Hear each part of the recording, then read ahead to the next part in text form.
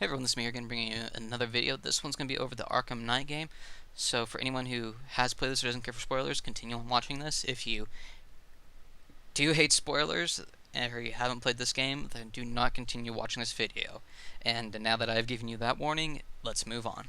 This game is a sequel to Arkham City. Now, I expected a lot more out of this game, but overall I was kind of disappointed. Overall, I'd give the game a 7 out of 10. I think I spent 20 bucks on it, so for the most part, I did get my money's worth, but there are some things that I think the game could have improved on, and there's some things that I thought the game did very well.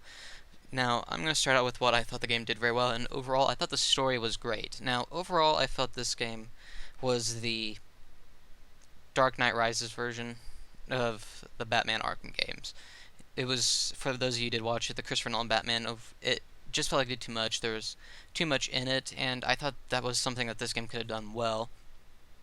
Now, the story of this one is the Joker's dead. It takes place a year after Arkham City, and Scarecrow is the one kind of in charge now. He gets all of Batman's villains together, or the ones that are still there, I guess I should say. They have a meeting on how to take care of it, how to take charge of the city.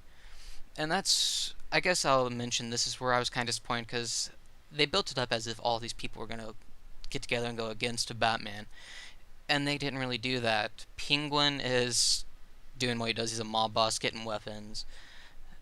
Two-Face is, well, being what Two-Face does and robs banks, pretty much, and I I just don't see how those connect to the overall story. Like I said, I expected them to, like, all get together and they're doing their own things, taking on Batman, while in the game it felt like they're just doing their own things and not really having any part in Scarecrow's main plan. And I was just so disappointed in that. Now, there's the Arkham Knight, on the other hand, who was a new character that was introduced, and I liked him. He was a mysterious character, and it ends up being Jason Todd. Now, when I saw that, I was like, oh, it's Jason Todd. I wasn't shocked or anything, but I wasn't disappointed. It's like, that makes sense. Jason Todd was the second Robin, and he ended up getting captured by the Joker and thought to be dead, but he was actually tortured. And a lot of people were upset that it ended up being Jason Todd, because they said, "Oh, this is gonna be new. This is supposed to be a new villain and everything." And well, it was a new villain.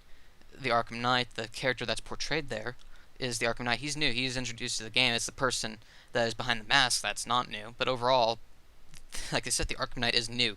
The persona he takes on whenever he's in costume, he that was new. I liked it.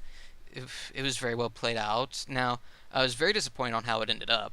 I will not lie. I expected a actual good fight, a hand-to-hand combat fight between him and Batman, and that didn't happen.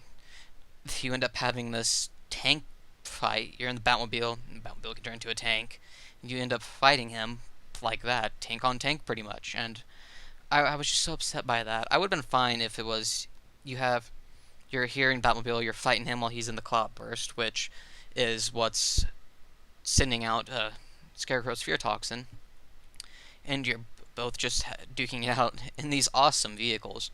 And then what I was expecting was to have a hand-to-hand combat fight right after that, but you don't get that. Through this whole entire time, you have two vehicle fights with the Arkham Knight, and then there's a third fight, which actually isn't in the tanks, but it's more of just a stay hidden and come up behind him and you do a silent takedown on him. That's all that is. And I was very disappointed in that. And when you get up to the end of the game, pretty much, he shows up one last time to save Batman just out of the scene, and you never see him again. I was so disappointed in that, because I think there's so much more that could have been done, and hopefully there's more that gets done in the DLC for this game. Now, they do this again, which I was very upset about. A little bit after that second fight with, or maybe, I think it's the second fight, I don't remember, but Slade Wilson, or aka Deathstroke, takes over, and it's pretty much just a repeat of what happened. You take on Slade Wilson, you're in the Batmobile, he's in a tank, you both fight it out. I was disappointed again. I was expecting an actual fight with Slade. You know, you take out, because what you have to do first is go and finish off the outposts, the mines, and the strongholds are, I don't remember what they call them in the game. You have to go take out all three of those. And there's a couple of, each one has a number of them that you have to go take out. There's like, I think three or four outposts left, a couple of mines around the place you have to finish off. And once you finish those, you go and you take on Slade Wilson. I was expecting you go there, you meet up somewhere, and he comes out and attacks you, and then you have this fist fight. That's not what happens. It's a repeat of the Arkham Knight fight.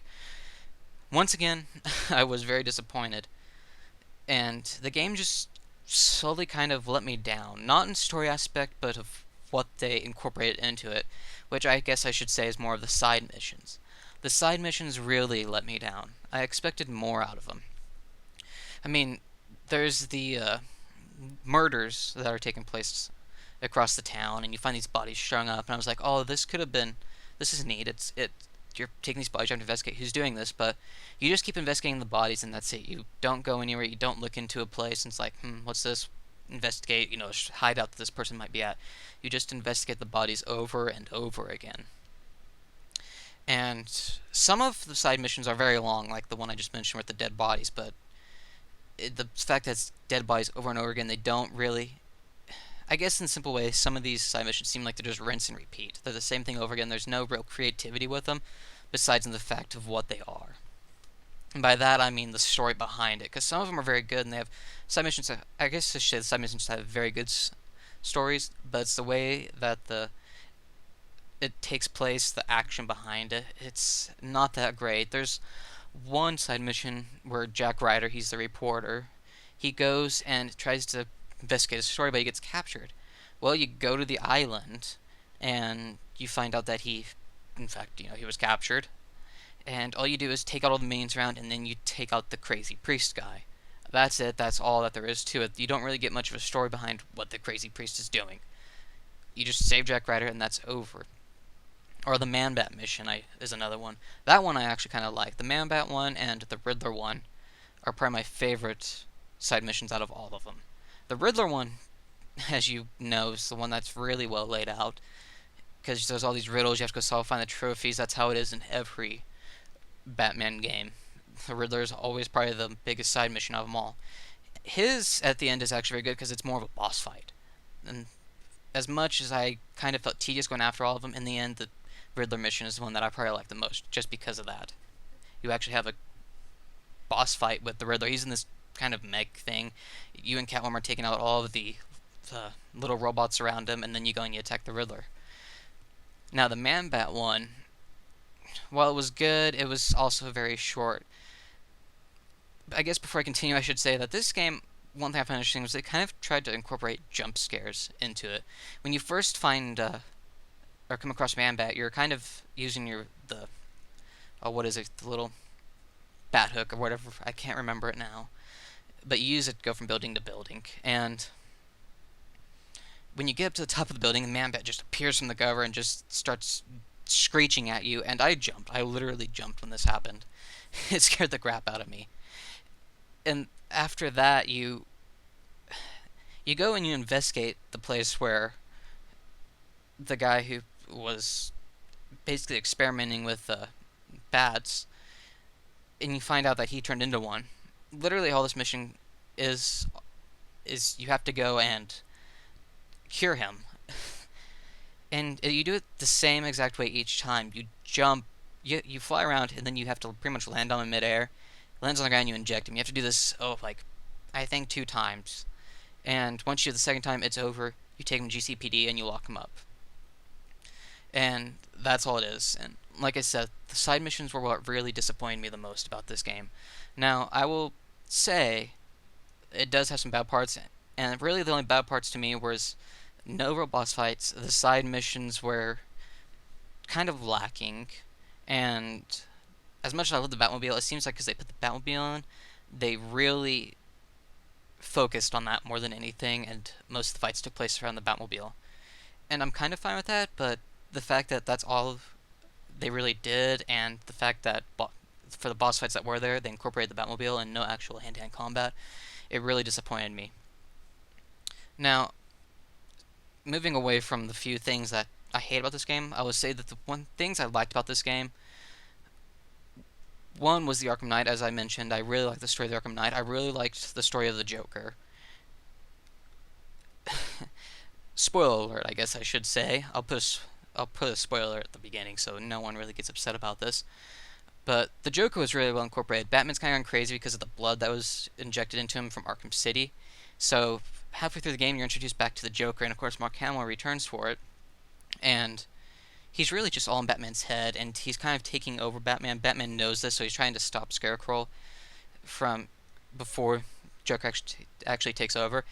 And probably my favorite part about this was, like I said, the Joker's incorporated. He appears at different parts in Gotham. He'll just be there and he'll start talking, which I thought was amazing. But close to the end of the game, when Batman gets captured by the Scarecrow, you end up playing as the Joker for a little bit and kind of inside his head. And what's really neat is that this part is you play as the Joker and you see it from his perspective. You see it from a first-person perspective, and you basically get a sense of how it is for criminals when they fight Batman. It's like, where's Batman?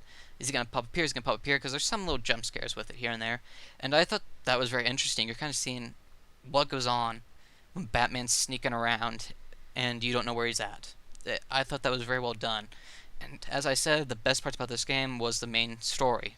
That's really the turning point for this game. Of course, the Batmobile is another thing that's extremely amazing. It controls very well.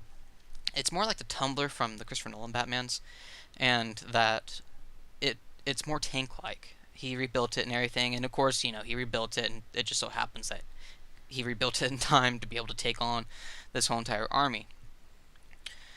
But besides the story and everything, what really intrigued me was that how it incorporates a lot of Batman things. It incorporates the Christopher Nolan Batman with the fact that the Batsuit's more Christopher Nolan Batsuit-like, the tank, or the Batmobile's more Tumbler-like from the Christopher Nolan Batmans. The characters are more like how they are in the Batman the Animated Series, and the city's like a mix between the Tim Burton kind of dark gothic Batman city, or Gotham City, and the Christopher Nolan more modern type city, and I thought that was very interesting and how they incorporated both of those. Maybe that's just me, but that's how I saw that. But overall, the game wasn't bad. As I said, 7 out of 10 for it. Very interesting. I spent $20 on it. I don't know if 50 to 60 is really worth it for this game. For what it seems, there's going to be DLC, which the first DLC is coming out. You play as Batgirl, which I think is going to be very interesting because it's going to be more Arkham Asylum like, where you're actually trapped in a place. So it's not going to be open world, so it'll probably feel more like a Batman game. And I don't know if there's anything else that I can say about this.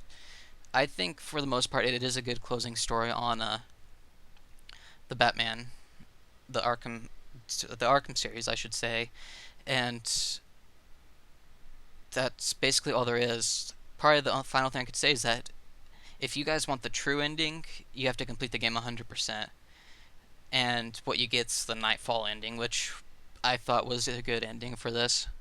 But yeah, overall, not a bad game, 7 out of 10. Not as good as Arkham Asylum or Arkham City. I would probably put it somewhere around Arkham Origins. Arkham Origins might be slightly better. If anything, what would have made this game a little bit better was actual boss fights and probably more detail on the side missions, and add maybe a little bit more side missions, and probably incorporate a couple of other characters from the Arkham games. There was no Killer Croc, there was no Mr. Freeze. You have no closure on some of the enemies. The only ones who were in this was Harley Quinn, the Joker, as I told you, Scarecrow, which he ended up being able to hold his own as the main bad guy. I thought he was actually very good. Arkham Knight was introduced in it as Jason Todd, as I said. Penguin, Mr. Pig, Two-Face, Blackfire, I don't remember his name, the crazy preacher guy, and Slade. Who else? I think that was it, Riddler. And I think that was it for all the main villains. But I wish they would have put some other main villains in it, add a little bit more, But as you can see, I've told you what disappointed about this game and what made this game really good.